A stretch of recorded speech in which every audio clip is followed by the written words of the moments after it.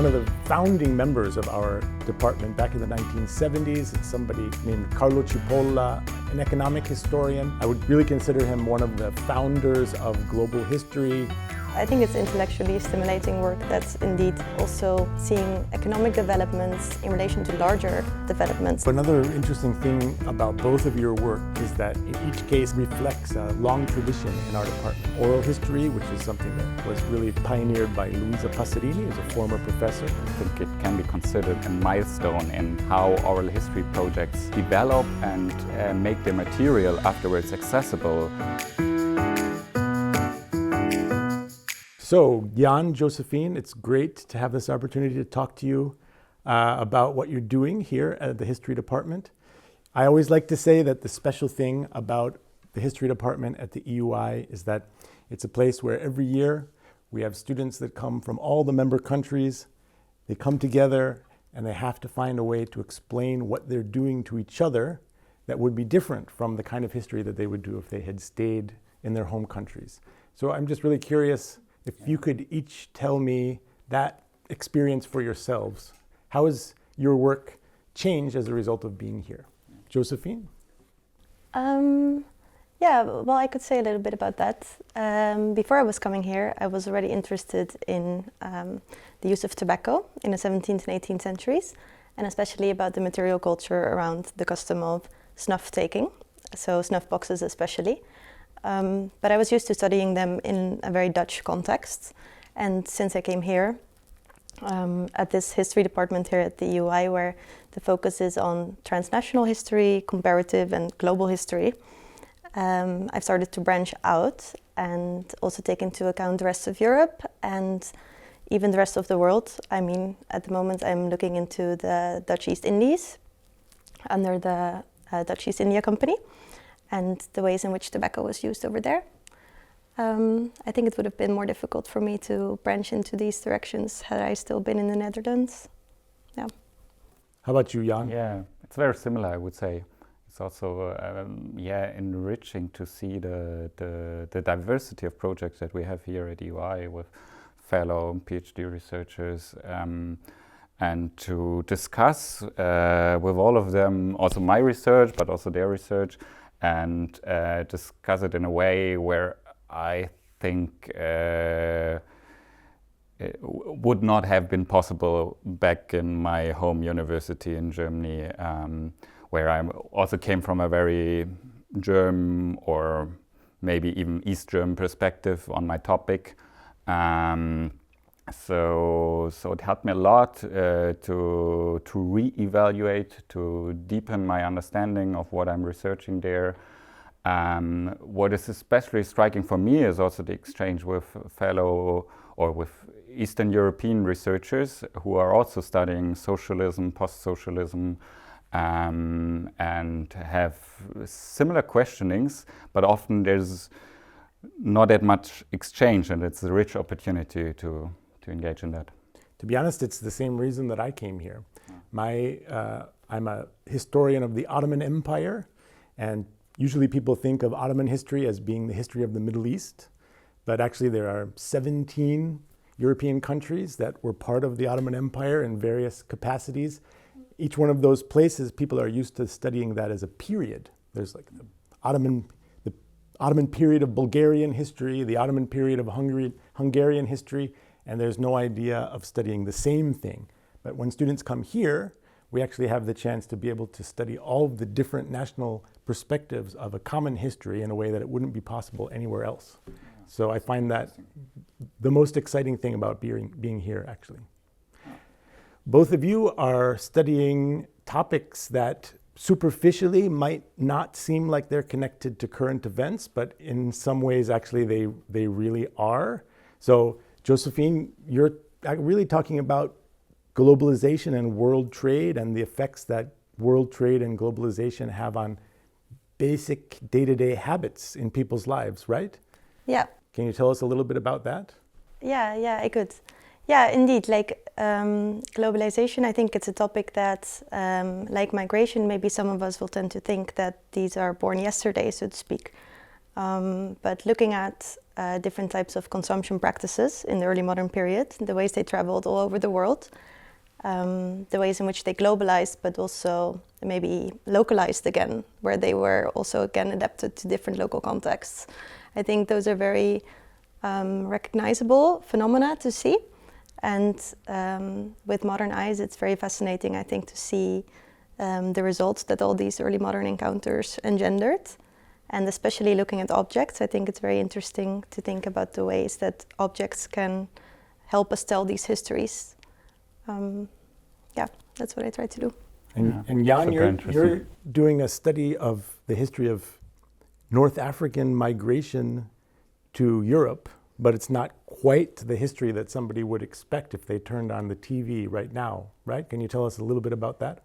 Yes, it's as you say, it's not the image that is widespread perceived on migration. It's Algerian migration to the GDR, so to a socialist context in the 70s and 80s, something that is often forgotten and overlooked. The East Germany is perceived as an exclusively German society, but it was not. And even more than looking, acknowledging the presence of this migration, what is even more missing is looking at this migration from the angle, from the perspective of the migrants themselves. So this is what I try to access by doing oral history interviews with these former labor migrants that were in the GDR. So another interesting thing about both of your work is that in each case it actually reflects a long tradition in our department. In your case, I would say it's a couple of different things. Yes. One is the studying oral history, which is something that was really pioneered by Luisa Passerini as a former professor. True. Another thing is gender history. The very first chair in gender history of any university in Europe, as far as I know, was here at the EUI. And so you actually have combined those methodologies in a way that also connects to the institution, right? There's a part of the European Union archives here, which is also connected to that tradition of oral history. Can you tell us a little bit about that? Yes, I mean, most I benefit from coming to an institution where these fields are established, because this is not normal in most institutions yet, that these fields are that much developed, oral history and history of gender. So I really benefit from that, to have a space of exchange about my methodology. And I think Luisa Passerini actually had a big project on oral history of migration. Yes. Collected all of the personal stories of the migrants, and that is now part of the archives of the European Union. It's super impressive, and I think it can be considered a milestone in how oral history projects develop and make their material afterwards accessible. That it get archived and it can be used by other researchers later on, of course, with the informed consent of the interviewees. So this is really just as you've given us your informed consent today. Yes. Josephine, in your case, there's one of the founding members of our department back in the 1970s. It's somebody named Carlo Cipolla, an economic historian. I would really consider him one of the founders of global history. Wrote about all kinds of things, actually. The relationship between spices and demographic growth, the plague in Florence, technology and cosmopolitan cultures. I'm just curious to what extent you see yourself as reflecting this long tradition. Well, I hope that one day I could put myself in this tradition, because I think that this is a scholar with a very eclectic body of work, and he also seems to be quite humorous, which is rare for a historian. And I think his work, especially about the relationship between spices and demography, it's quite thought-provoking. and I think it's intellectually stimulating work that's indeed also seeing economic developments in relation to larger developments that indeed also have to do with the circulation of materials, of objects, and how these change the lifestyles of early modern Europeans. So Giancarlo, what do you think about Luisa Passerini and Carlo Cipolla? Well, I am a historian of the early modern world, as you are, Josephine, so my work is not so closely related to Luisa Passerini because all the people I study have been dead for hundreds of years, and so I cannot, unfortunately, use oral history as much as I would love, often to be able to interview my subjects. But to be honest, Carlo Cipolla's books were some of the first books that I read when I was a student in college, and my first book was actually about the expansion of the Ottomans into the Indian Ocean. It was really a lot about the spice trade, about technology of naval warfare, a lot of the things that he had talked about in his own work. I found it so exciting at the time, and I could never have imagined that eventually I would be basically teaching in the place that he had written those books. So it's really, when I think about it, it's something that gives me a little bit of a shiver. Josephine, you also told that your project had at the beginning a rather European perspective, and now it got more global. Can you explain that a bit more to me? Yeah, sure. Yeah, so my project is also really concerned with this tension between global and local. And I started out looking at snuff boxes, which we see as a very European thing. Whereas in fact the custom of snuff taking and the use of tobacco in general is a Native American custom that Europeans adopted in several ways. But now I'm also looking at another kind of interaction that was happening contemporaneously with the use of snuff tobacco, namely the use of betel, the custom of betel chewing. What is that? It is this custom that's still upheld in certain parts of South and Southeast Asia today, as it was in the early modern period. It's a piece of nut, actually, a piece of fruit, actually, that is wrapped inside a little piece of leaf, and also some lime is added. These are the three main ingredients, and people used to chew these small leaf packets. But it was addictive. It was quite addictive, and Europeans adopted this custom like widely when they moved to the East Indies, first the Portuguese, and then as I'm studying the Dutch. So I think it's quite interesting how these consumption practices were adopted and globalized, but how they can also be tailored to specific local contexts.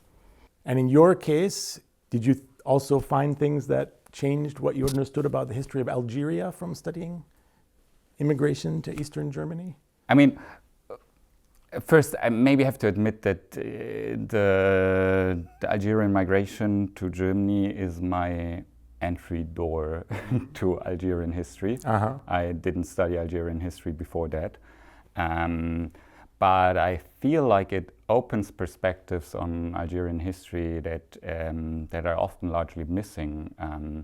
The exchanges, cooperations, mobilities between the socialist East and North Africa in general, but also the exchange of ideas and the somewhat hidden parts also in the national narrative of Algeria, because they were, I can see, for example, that there were communists in the Algerian apparatus that were pushing forward the negotiation with the GDR, even though they were not supposed to exist.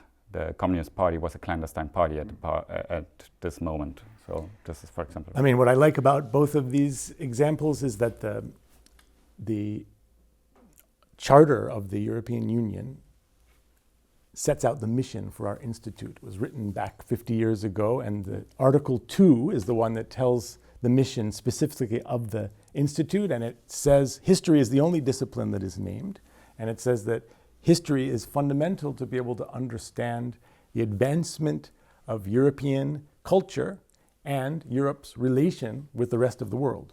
So this is, I think, in a nutshell, what both of your projects are doing in different ways. You're helping us understand fundamental questions about globalization, about migration, about the formation of European identity, but at the same time, you're helping us understand something about the rest of the world while you're doing that. So I'm very comfortable in saying that you're both firmly in the tradition of Luisa Passerini and Carlo Cipolla. And I'm very happy to have had this chance to talk to both of you. And I'm almost sure this won't be the last time we meet at the library. Probably not.